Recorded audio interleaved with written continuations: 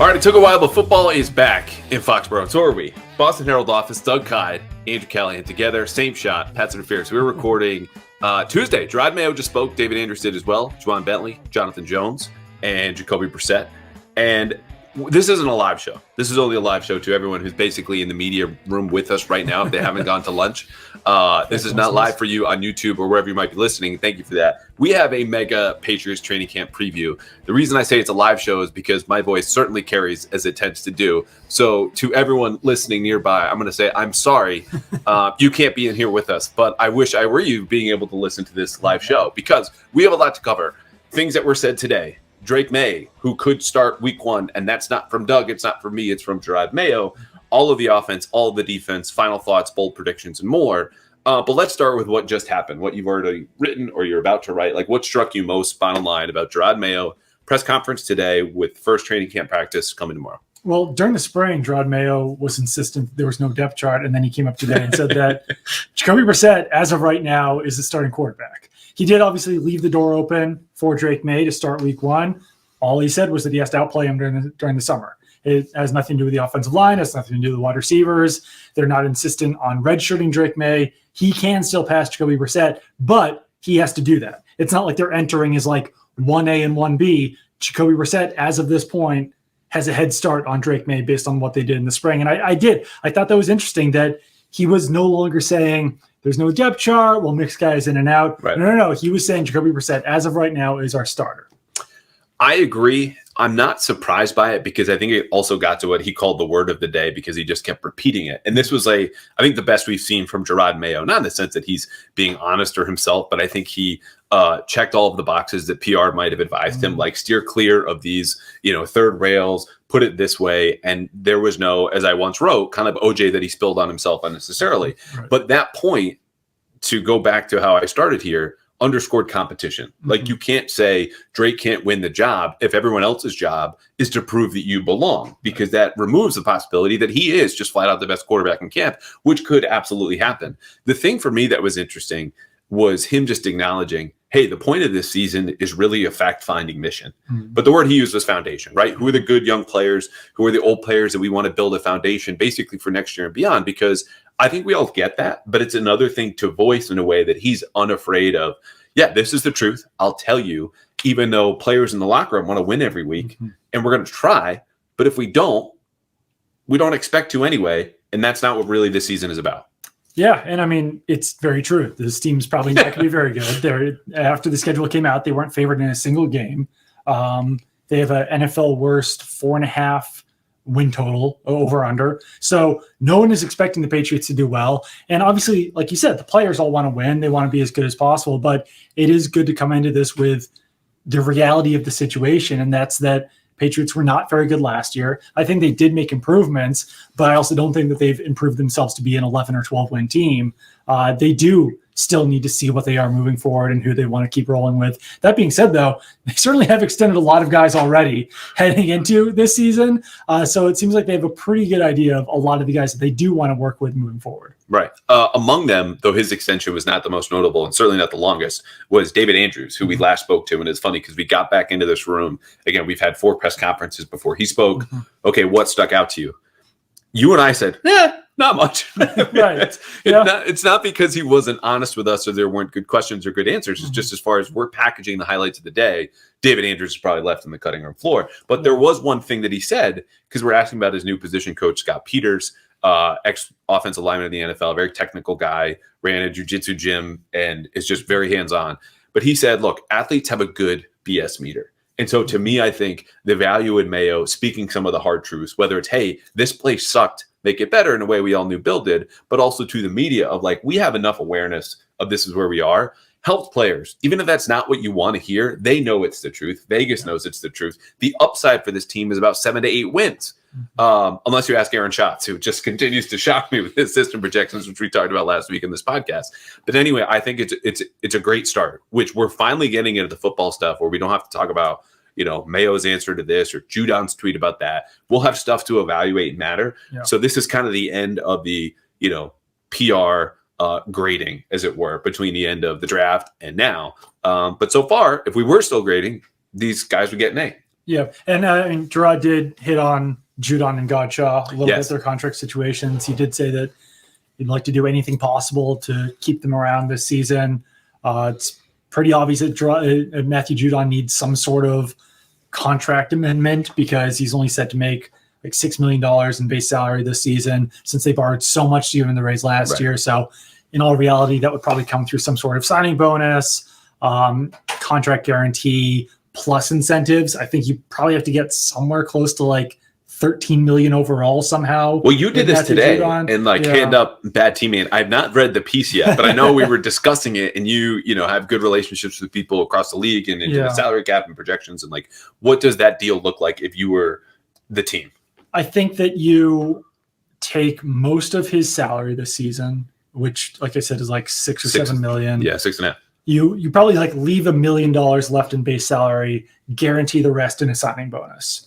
You probably also throw in maybe another $2 to $3 million on top of that in signing bonus, add a void year so that you can spread out the cap a little bit, and then also throw in, let's say, like $2 to $3 million in incentives. I think that really the way that you have to structure this is you have to get back up to whatever number he had last year, which is like 13 or 14 million. So that's a lot of ground to make up. But I do think that there's a way to do it, especially with the way the Patriots are with the salary cap right now. They've got a ton of room this year, next year, moving forward here. So you want Matthew Judon to stick around. He's in kind of a tough spot as a guy who's 31, going to be 32 soon, missed most of last season. So he can't be demanding $20 million a year or anything like that. But I think that it's at least fair to get him back up to that $13, $14 million per year mark. Devon Godshaw, it's tougher to figure out because he's already due over $7 million in base salary this season. I was finding a hard time finding a great player comp, someone who's around that same age of like 29 years old, who got a big deal this offseason. DJ Reader with the Lions signed for 2 years, $22 million. He's a nose tackle. He's around the same age. That's like a very similar contract to the one that Godshaw got as an extension in 2022.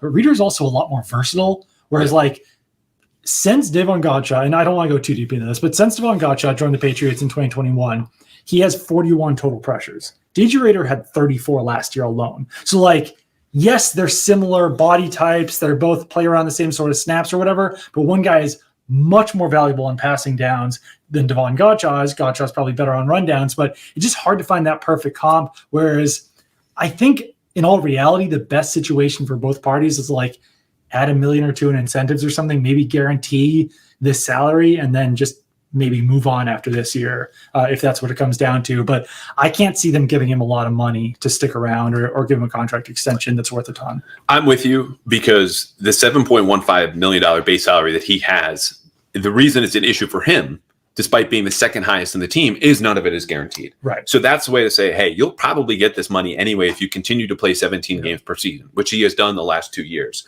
But there's no incentive for us, given your standing within the team and within the market, which is still, I think, between the 20th and 30th high paid defensive tackle in the league based on base salary alone, to which he would say, well, that could turn zero if I tear my ACL tomorrow, is the numbers that you mentioned. Because, say, the counter argument to, if I'm Devon Godshaw's agent, well, you're not going to measure me in pressures the way you use me on first and second down. I can play from the 0 technique all the way up to the 3, maybe 4, not often 5 because no one's on the nose, but that's not an accurate way to capture my value. To which I would say, as the Patriots, well, your run stop percentage, meaning the percentage of snaps when the other team is running the ball, and I'm directly responsible, being Devon Godshaw, for a stop, is 6.7%.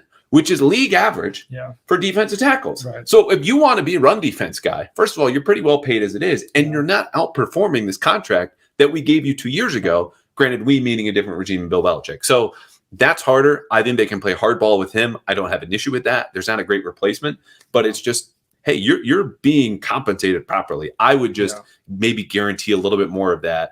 Or add in some incentives, and that's it. But Judon flatly needs a new deal, and that there's no debating that. Yeah, I mean, Godshaw got a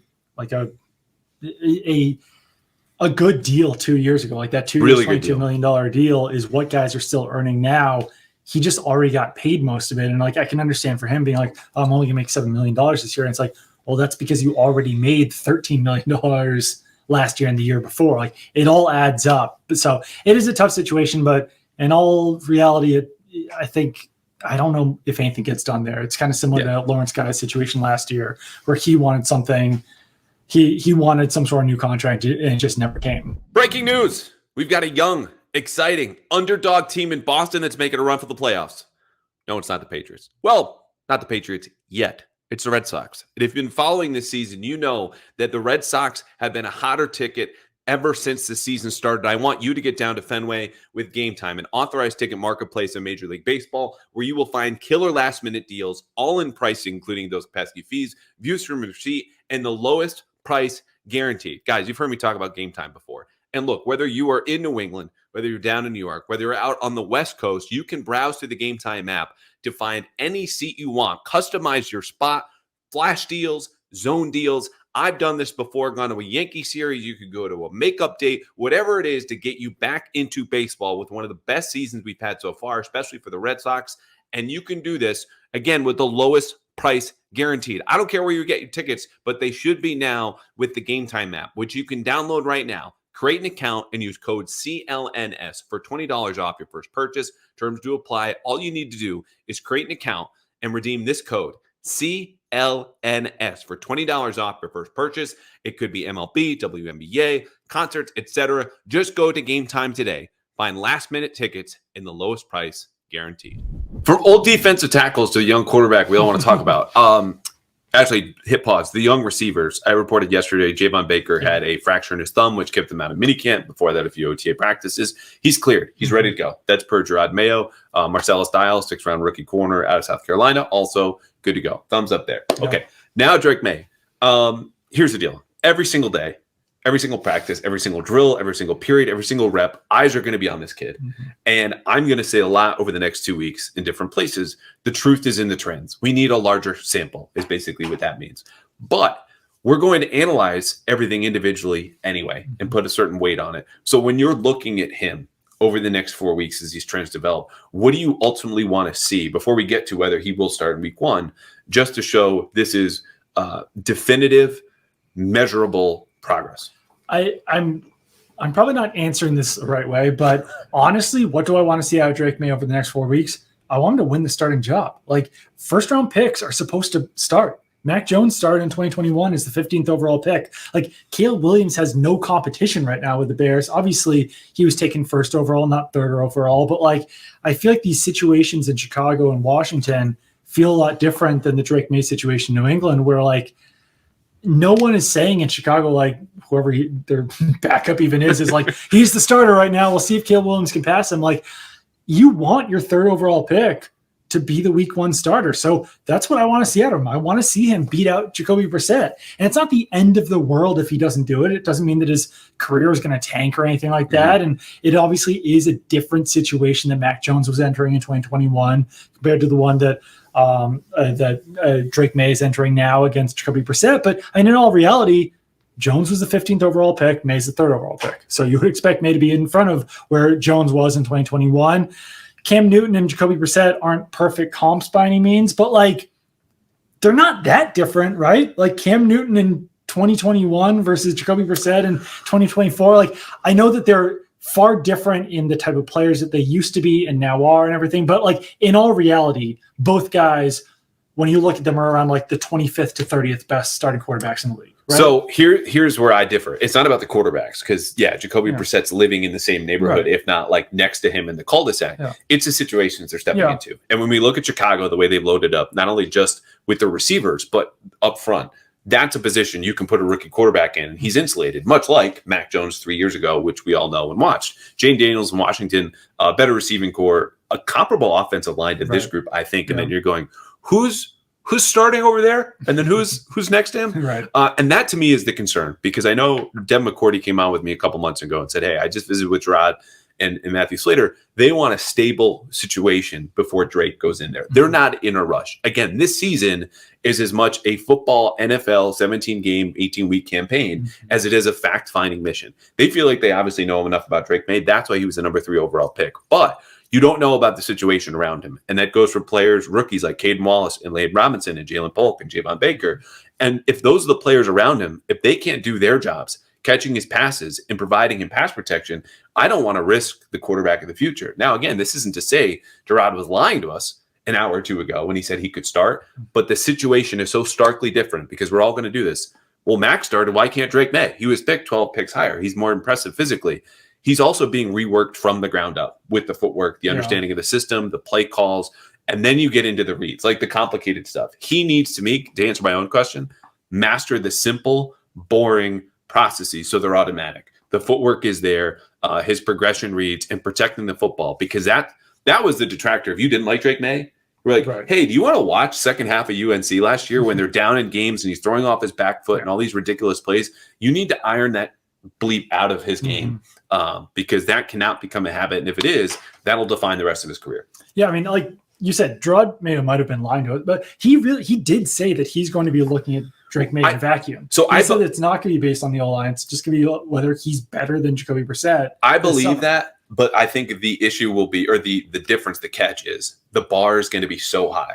You know what I mean? Like, he has to blow away Jacoby Brissett, the 25th best quarterback in the league, meaning you're not 24th, you're not 23rd. Drake Maye looks like an average NFL starting quarterback in this environment. So again, I'm not saying Gerard was lying. I just think it's the bar so high we're not counting him reaching there. And if it is, well, good, because then he's good enough to carry us and maybe paper over these issues. And I just think that's unrealistic, but I could be wrong. No, I mean, I just think it's possible. I just think it's possible that he can come in and start. And I don't know. I mean, like, I just think it's an interesting vibe where, like, Jacoby Brissett was signed to be a bridge starter or veteran backup. Like, that's why he was signed. So I guess I just don't understand rallying so much behind Jacoby Brissett and being like, he's our starter, blah, blah, blah. Like, I don't know. I just think that I would almost prefer, I think, to hear like, yep, it's an open competition rather than hearing like Jacoby Brissett's our starter. I know it sets expectations, it like lowers expectations for Drake Maye, and maybe they get out of hand if Drake Maye comes in and says like it's an open competition. But I still would just like to hear that it's an even chance between Drake Maye and Jacoby Brissett to start week one, based on where they took him, based on his upside, based on where this team is, and probably not going to be good anyway this season. So two things on this, and then we'll go to, I want to hear what you think actually happens. Best case scenario, worst case scenario, and most likely for Drake Maye is Jacoby Brissett is on board with this. Like, the first question he got was, hey, how's it feel? QB1, Gerard just told us. He's like, look, that's what you want. Yeah. Feels good. But I know I have to earn this every day. And he didn't say this in a canned cliche kind of delivery. That's what you're supposed to say. He knows it. He's been around and what happens when guys lose their jobs, because he's done that, and when guys earn jobs, which he's also done around the league. The second thing I would say is this. The part that Gerard said is Jacoby Brissett is our starter at this point in time. Yeah. And my pitch not all along, more recently has been Jacoby should be the starter, all first-team reps the next 2 weeks of camp that lead into the preseason opener against Carolina on August 8th. That's it.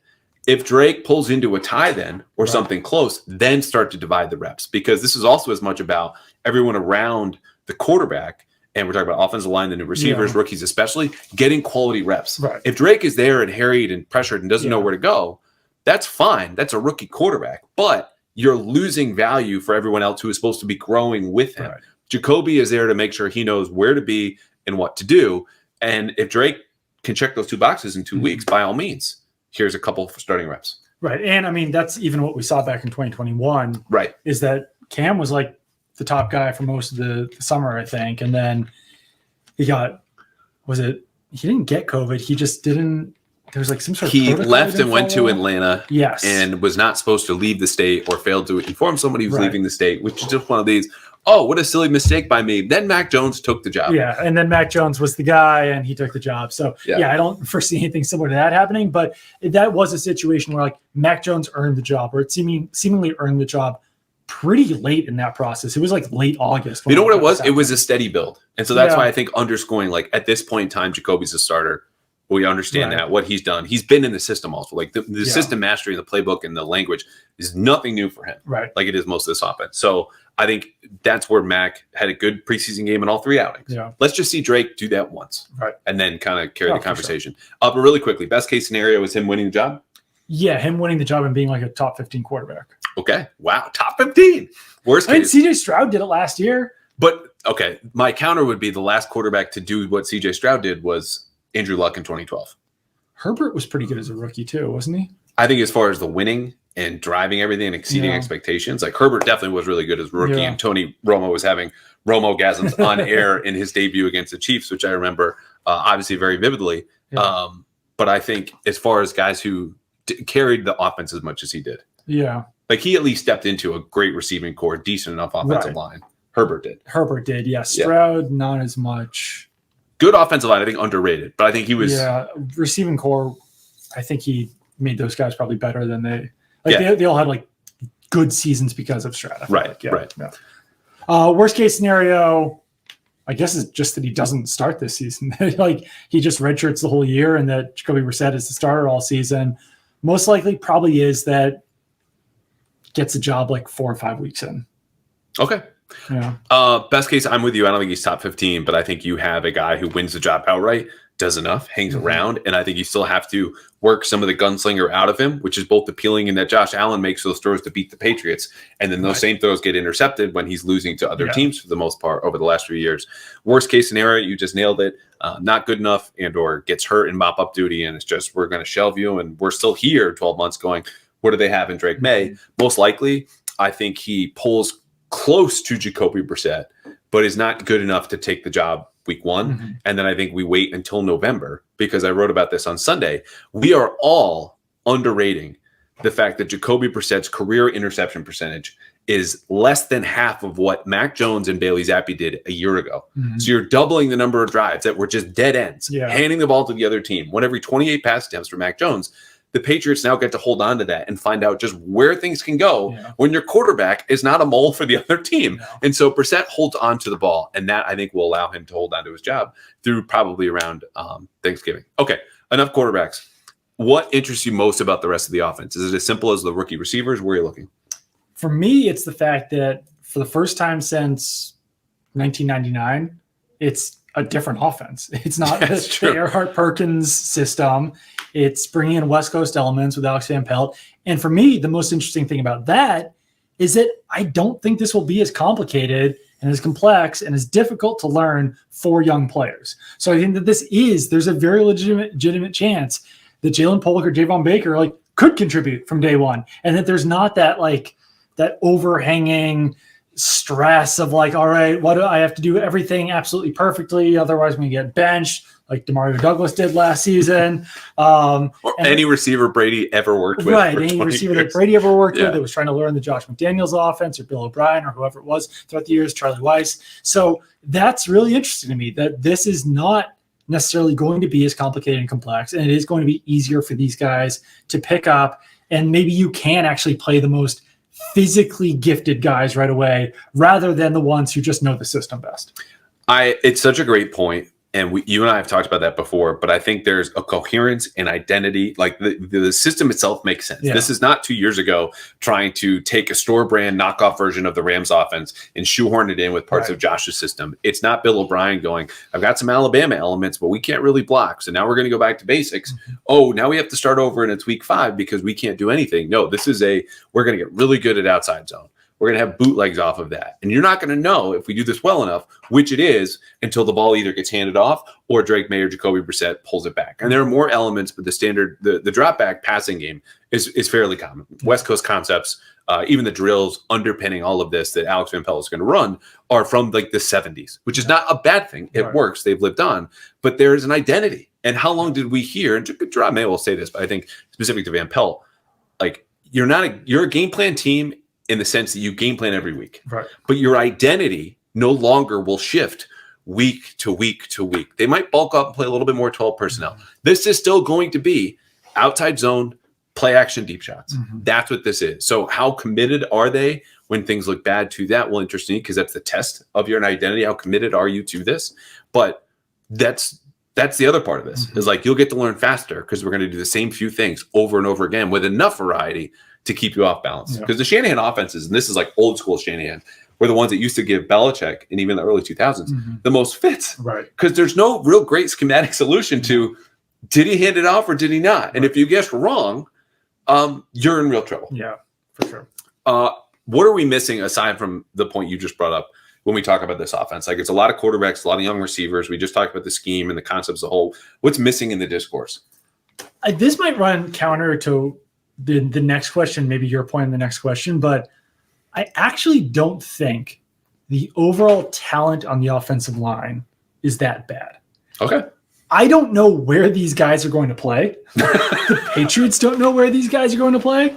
But like Chukwuma Okorafor was a pretty good right tackle for the last 4 or 5 years, whatever it was with the Steelers. Michael Wenu, one of the best guards in the NFL, certainly a top, above average right tackle in the NFL. David Andrews, an above average center in the NFL. Sidney Sow made a lot of progress last season. Nick Leverett was a decent player for the Bucs. Like there's Cole Strange, former first round pick, came on strong before he got hurt last season. Obviously, it seems like he's going to miss the first half of the season or the beginning part of the season. But there's enough talent on the offensive line to make this, I'd say, like an average group. And I think that because there's so much uncertainty, it does make the group overall kind of concerning because you don't know where each one of these guys is necessarily going to play. But I mean, like Ken Wallace, 2nd round pick as well that I didn't mention. Layden Robinson, a 4th round pick.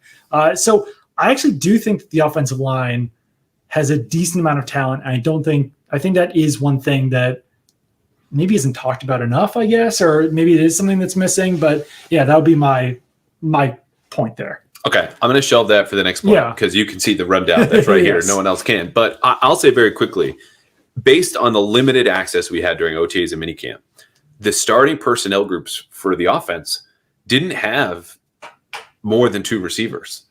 Right. It was a 12 personnel offense, meaning you had 1 running back and 2 tight ends. Mm-hmm. So Austin Hooper, speaking of like backhanded compliment store brand version, like he's basically Hunter Henry, just in a lesser career path. 4th team in 4 years, might be a starter here.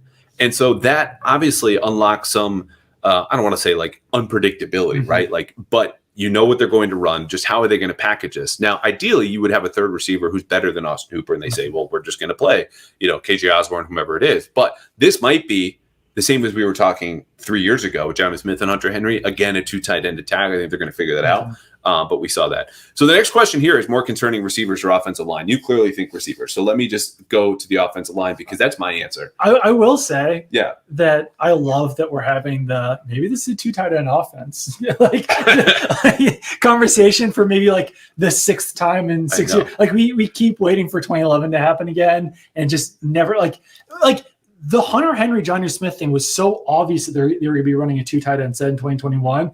And then they didn't. It was just like fascinating. Maybe it is finally this year, but like it wasn't last year with Gesicki and Hunter Henry. It wasn't with Jonnu Smith and Hunter Henry. Maybe Austin Hooper is the guy, but no, I just love that we're carrying that on for another year. So we've made progress because no one said Boston TE party, right? And no one's made reference to Rob Gronkowski or Aaron Hernandez just yet. So I think we've grown up. Now, if we did, that would be probably a fireable offense. Just like shut the pod down.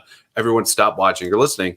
Because obviously it's not realistic. And I'm not saying again that'll happen. It's just like, okay, of all the choices they had to start camp, that's the way that they want to go. Right. Hooper, also someone who's been in the offense. Yeah. You're not as concerned about the offensive line. I can see the talent argument in the upside there that you just laid out. One of my concerns, though, about this group is that it's led by a guy who, I'll just say, I don't know how good Scott Peters is at his job. David Andrews has had a lot of nice things to say about Scott Peters. And as a straight shooter, I would tend to trust what David Andrews has to say, but we all have to learn because the Browns did not make a huge effort to retain him or the other assistants that Alex Van Pelt brought with him. In fact, hired someone from the outside to replace Bill Callahan and Scott Peters as the offensive line coach. So my concern with not just the offensive line, but the offense as a whole would be there are a lot of new position coaches here where as much as you probably upgraded over that hodgepodge staff last year, which we all went down. Like Vinny Cincinnati played defense. He's still in his late 20s, early 30s. Ross Douglas was a linebacker and defensive back. And now he's coaching receivers. And where's Troy Brown at? It's a lot of guys who were either passed over. And I just don't trust them in a way that a 4th round pick 10 years ago, Layden Robinson comes in. Oh, Scar's going to take care of that. He'll develop him. He'll be Shaq Mason 2.0. And I think Layden Robinson could be that as a young player, maybe not as a proven veteran. That uncertainty has me a little bit more cautious. Plus the fact that if a core 4 doesn't work out at left tackle, 2 out of your 5 spots are now question marks. Right. To that, I would say the Patriots wide receivers coach this season was a quality control coach at the University of Washington last season. So there are concerns overall on the offensive coaching staff. And I think that Tyler Hughes could wind up doing a great job for the Patriots. But I think that that was a hire that I think a lot of people were kind of surprised by. And that it's not the biggest reason why I'm concerned about the wide receivers, but it's among them. I would just say that they're like Kendrick Bourne coming off the torn ACL. We don't know where he's at right now. KJ Osborne, I think we all expected him to be like this, like kind of stabilizing force in the wide receiver group because he was kind of a 500 yard per year guy with the Vikings. We'll see how he does in training camp, but he never stood out in the spring, despite there being injuries and absences at wide receiver. He was just a little bit invisible, I'd say. And let me pause to add this. That was not just, the media was there for 2 or 3 practices and KJ Osborne had a bad day. Right. That sentiment of, this is it. I've heard from within the building. And who knows how the rest of the summer goes. But like KJ Osborne, the numbers matched up with the player that you saw out there. Is like, well, he's a number 3 guy. And we have a lot of those already. Yeah. And then, Demario Douglas, we all have, I think everyone has high expectations for Demario Douglas, but he had 2 concussions last season. And that is concerning. Like, you can't just say, all right, Demario Douglas is going to be your 17-game starter at slot receiver based on what we saw last season with the injuries. Beyond that, you've got 2 rookies, both of which I'm high on. I like Jalen Polk and Javon Baker, but neither one of those guys is a certainty. You love Jalen Polk. I do love Jalen Polk. I love Javon Baker too. Both of those guys I'm high on, but like you can't say that Jalen Polk's going to get 800 yards this season. You can't say that Javon Baker's going to get 500 yards this season. It's just like and then beyond that, Tyquan Thornton was bad as a rookie and even worse as a second-year player. Juju Smith-Schuster had like less than 100 yards for most of last season. Keyshawn Boutte had a great final minicamp practice, but otherwise caught 2 passes last season, despite the fact that everyone was pretty high on him coming into the summer. So there's just like at least the offensive line has Michael Wenham. At least the offensive line has David Andrews. At least they have guys that are going to be solid quality players. Yeah, tentpole players, like starters. At wide receiver, yes, you could say that about Kendrick Bourne, but he's coming off the torn ACL. Yes, you could say that about Demario Douglas, but he had the concussion issues. I think there's less certainty there and some of those same issues that you were talking about with coaching.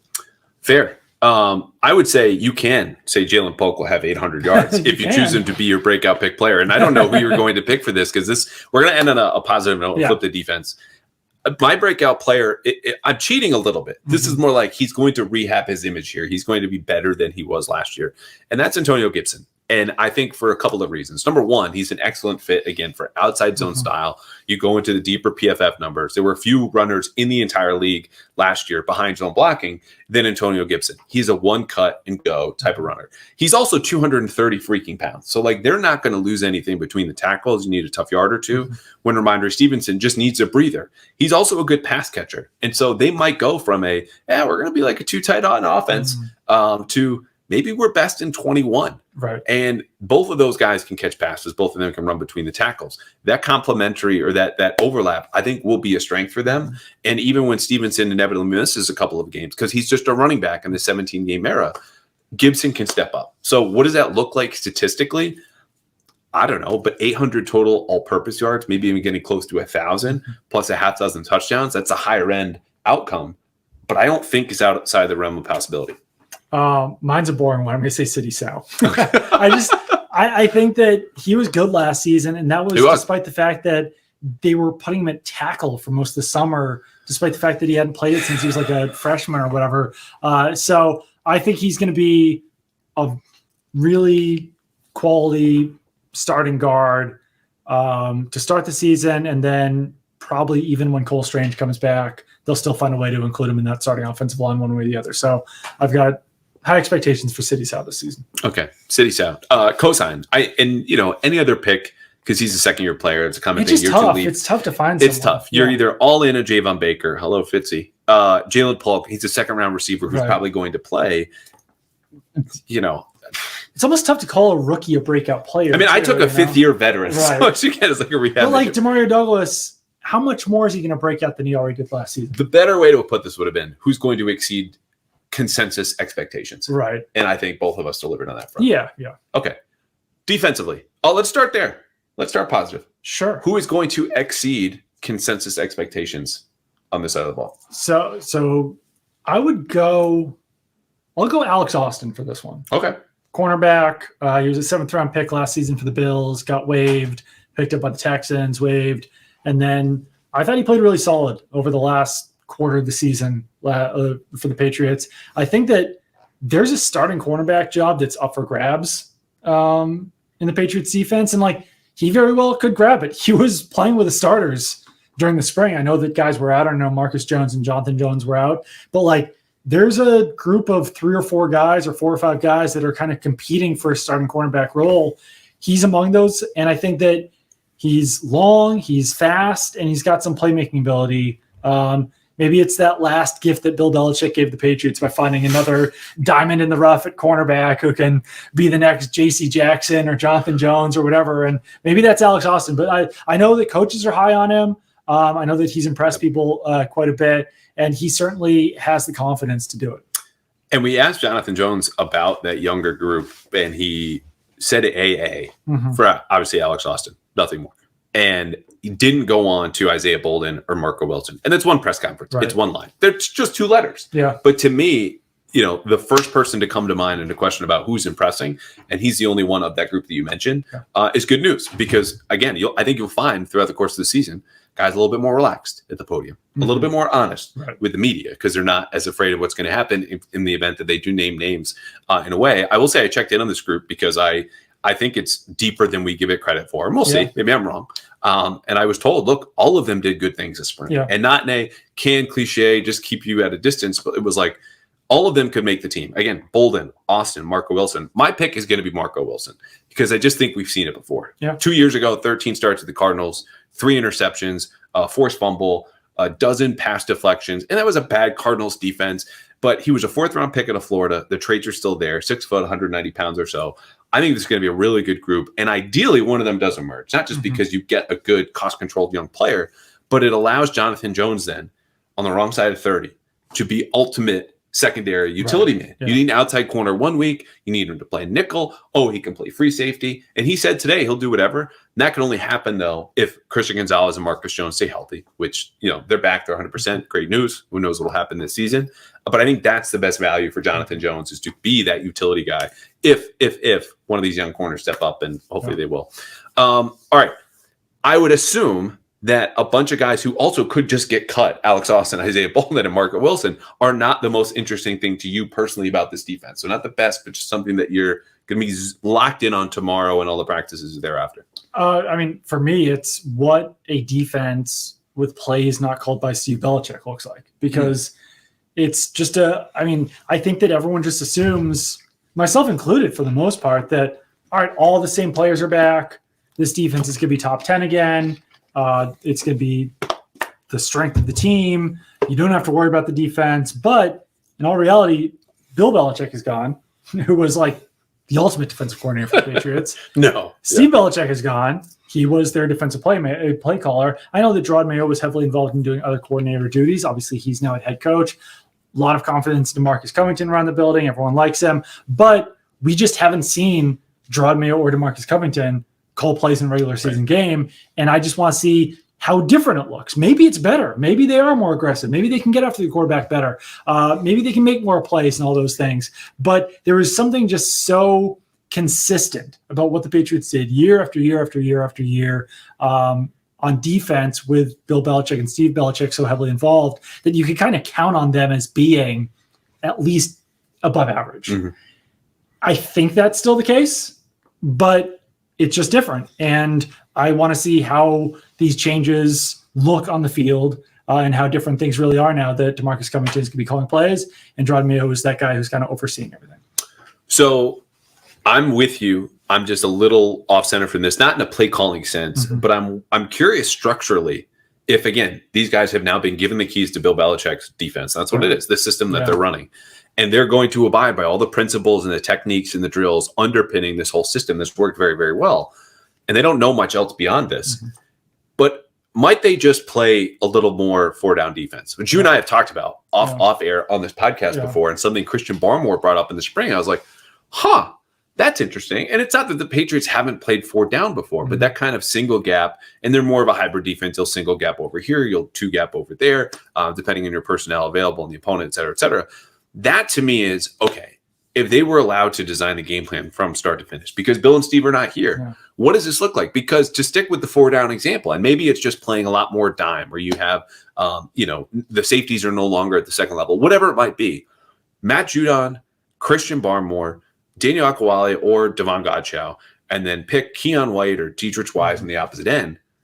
That's a front I don't want to mess with if I'm an opposing offense. So what are the tweaks, the styles? Because the roster's the same, you're bringing it back. I think the principles will be there, but because of the experience together, and it's just such a veteran-laden group, all schematic possibilities are on the table. Yeah. So how deep into the bag do they reach? And when they come out, are they finding different things that, obviously Bill could do whatever he wanted, but are they starkly different from what we saw? Or are they just running it back in virtually every sense?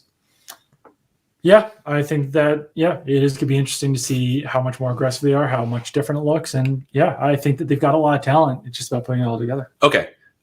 We have 2 more on the defense, and we'll get out of here with the final thought on training camp, which again starts Wednesday, tomorrow, 11 a.m. practice, same Thursday and Friday.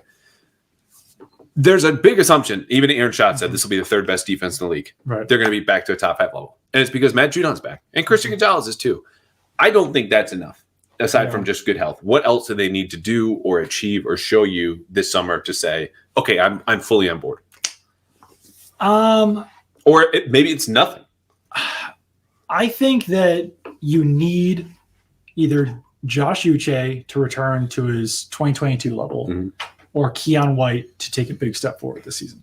Because we all expected Josh Uche to still be a double-digit sack guy last year, and he just simply wasn't. I know he was asked to do some different things, but once Judon went out, it's not like Josh Uche started playing 60% of snaps. He was still that kind of pass rush specialist and just wasn't able to get after the quarterback as much. I think a big part of that was Judon not being on the field. And then Keon White was great last summer. We saw dominant traits from him, and then he disappeared a little bit during the regular season. So I know it sounds really simple to say you just need one of those guys, but you do, because it can't just be Matthew Judon getting after the quarterback. You need someone else to be that, near double-digit sack guy or that heavy pressure guy to really work off of Matthew Judon. I don't think that there's a guarantee that one of those guys is going to be that. So because, again, this is a veteran-laden defense, assuming good health, and that's what you just have to do in July. This isn't to say that will hold true. The pieces that I think you would point to, what else do you need to say? The positions of the players have to be those who are less proven, right? That you don't know what's going to come from them. And you hit on one of them. Keon White is a huge piece to me because that is potentially a 3-down player, holding the edge down on 1st and 2nd down against the run, kicking inside, and potentially an interior rusher on 3rd down. And Mayo had some nice things to say about Keon White. We'll see. He's an older player, so physically there's less to tap into there. But from a skill development standpoint, could make a year or 2 leap. The other player to me is Marte Mapu, because Duggar and Jabril Peppers, highly athletic, rangy, good safeties, still better at the 2nd level, are not really backpedal type of players. Right. You're not trusting them in isolation and man-to-man coverage, or really as a single deep safety. All of them, as I said last week, can rotate enough that no one really gets burned because you can't pick on them, but you're not trusting any of them to hold it down. Mapu is in a similar mold. And if it's not going to be him, you're asking Jalen Hawkins, ex-Charger and Falcon last year, to hold down that back end and play in that role. I just want to see what that year 2 leap looks like from him, because is he making it as a linebacker, a hybrid safety? Can he play back deep?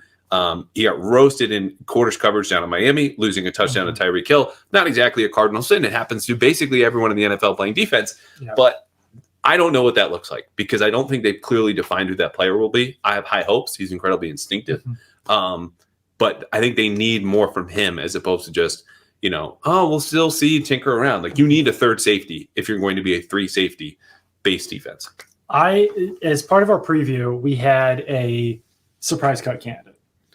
And I did not pick Marte Mapu. But if someone was going to say an absolutely insane, out of your mind surprise cut candidate, it might be the guy that Bill Belichick took in the 3rd round last season, who's an older prospect and wanted all draft process, and that was it. When they were preparing him in the draft, I can tell you it was just, he's Bill's guy. We'll see. Who doesn't have an obvious position on defense, is an older prospect, small school guy that the Patriots wanted to trade down from that spot, couldn't find a taker, and then wound up taking Marte Mapu. Like, I don't think I think Marte Mapu is going to be on the team. I think that he could still be a very good player as long as he's playing near the line of scrimmage, either as a linebacker or as a safety. He's highly intelligent. I think he'd be a great leader on the team. There's a distinct possibility that in 2 years he's like one of the best players on the team. But like if you were looking at someone who was a Bill Belichick draft pick, that maybe the rest of the team is like, I don't know. Like he would be the guy from last year's draft. Yeah. Once again, don't think it's going to happen, but I had the thought while I was putting together the preview and just figured that I would spit it out on a podcast as well. Okay, good. Yeah. Last thing about the defense, what, if any, positions concern you? Because I believe they'll get to be top 5 here again. I think you're on board with that. Yeah. They were 32nd, worst in the league in adjusted games lost last year. So from a health standpoint, it probably should not get any worse than it was a year ago, and they were still in the neighborhood of top 10. But if something is going to pop up in a way that goes, ooh, you'd love to have an extra player here, what position is it? So I hate to have like kind of a cop-out answer about this, but it's either none or kind of all of them. Whereas like in all reality, there's nothing that I'm like overly concerned about on defense. But I think that you can pick apart almost every single position group. At cornerback, you really only have Christian Gonzalez and Jonathan Jones as like definitive starting caliber players. Mm-hmm. Marcus Jones, maybe he's a slot, maybe he's a really short outside cornerback. The Patriots have never really fully defined his role. He would be the favorite to be that third cornerback, but I just don't have the most confidence in that. At safety, I love Jabril Peppers and Kyle Duggar. I think they're both great safeties. But as you mentioned, there's not that prototypical free safety. We still don't really know what Marte Mapu was. At linebacker, Juwan Bentley, Jelani Tavai, and Sione Takitaki, you know exactly what they are, but none of those guys is like a top 10 linebacker in the NFL. And then at defensive tackle, they replaced Lawrence Guy with Armon Watts. I think that is a little bit of a downgrade. Like, we'll see how it all works out, but Lawrence Guy was very dependable. You knew what you were getting out of him. I can understand why they cut him for the money. Armon Watts is a cheaper player. It just, I don't know exactly what that one-for-one replacement looks like. I think the one that I'm the least concerned about is edge defender. If I do have to answer, I would probably say cornerback, even though I do like a lot of those young players. I would just love to know who is absolutely going to be that third starter. So I would say,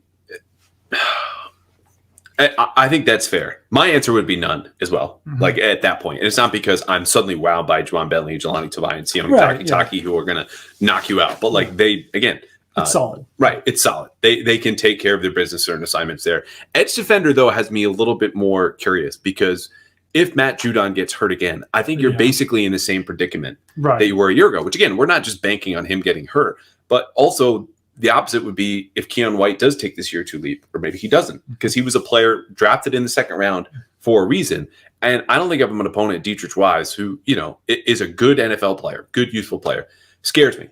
Josh Uche, clearly, when you can turn some attention to him, doesn't scare anyone. Anthony Jennings, excellent run stopper, first and second down. That's not winning football games in the modern era. So it's still a lot on Judon, where I think it's fair. Obviously, you need to bank on young players and developing them, and they've got good coaches in that area. But it's just, you know, I'm not banking on that in a way that I feel like someone's going to emerge at corner, or you will have the linebackers will do enough. It's not a concern, but I think it's just something we might be taking a little bit for granted. My counter argument to that would just be that, like, if Judon gets hurt, then they're in the exact same situation they were last year, and they were still a top 10 defense with those edge defenders in place.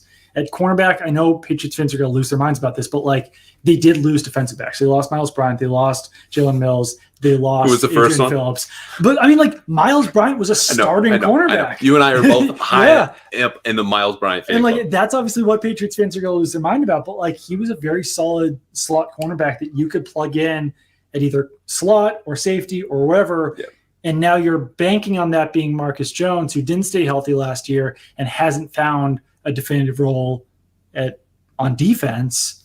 Even last year to start the season, like Miles Bryant was starting over him. So clearly Bill Belichick and Steve Belichick liked what Miles Bryant had to offer over Marcus Jones. But that would be my counter argument there. Just that there's maybe less depth this season at safety and cornerback than there was last season. Yeah, definitely. I mean, we're a couple years away from Belichick confidently and comfortably announcing safety as the strength of the team. Yeah. Granted, it was Chris Berman who asked the question, so it's very different than Doug or I back in the day asking Bill a question. But safety depth is a little quieter there. It's just like the top 2 in the depth chart, I think, across the board, solid. Yeah. But as we know, injuries hit in a variety of different ways. All right, final thought on training camp stuff. We've talked about, you want to hammer home again, something that we did not hit on. It could be superfluous. It could be, I've said days that people should come down to. Again, July 31st, August 2nd, 3rd, the joint practice with the Eagles, and the 13th, like padded practices, come on down.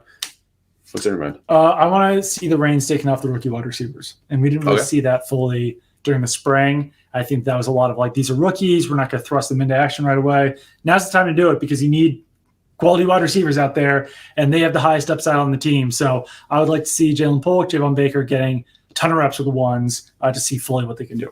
Yeah. Cosign on that. I would just say, come see it for yourself. Yeah. Like I say this as someone who drove up from Connecticut as a kid, 80 minutes to like go to a practice once or twice this summer, because the access is nothing like you would have in a game. But there's not as much distance. You can hear the players, you can see the pads, and when you go and watch and then read what we write, you can be like, oh, well, you missed this because you feel like you had a different view, or whatever it might be. There's just universal hope, joy, even going back and reading the stuff that we had done last year to kind of prepare for this and where we could do better and what do we want to do for our training camp coverage. There was a lot of, the offensive line falls apart. They're in trouble again. Spoiler, it did. Yeah. But there was still a sense of this could be a much better team. And I don't think the Patriots are going to be outside of 6 wins this season. But if there's a time to feel that, not only just in your heart, but on the field and see it, training camp is it. So come on down. It's free. And I don't know. That's my pitch for Patriots.com if they wanted to spice this up and run it on theirs. All right, he's Doug Kyed. He's got to go. I've got to do the same. That's it from Foxborough. It's Tuesday. Training camp kicks off tomorrow. Again, every practice at 11 a.m. Patriots will be off on Saturday, and then they will be back Sunday, Monday, and Tuesday with 3 more practices. You will hear from me around then for what we've learned so far at training camp. Again, every single day, every single period, every single practice. So long.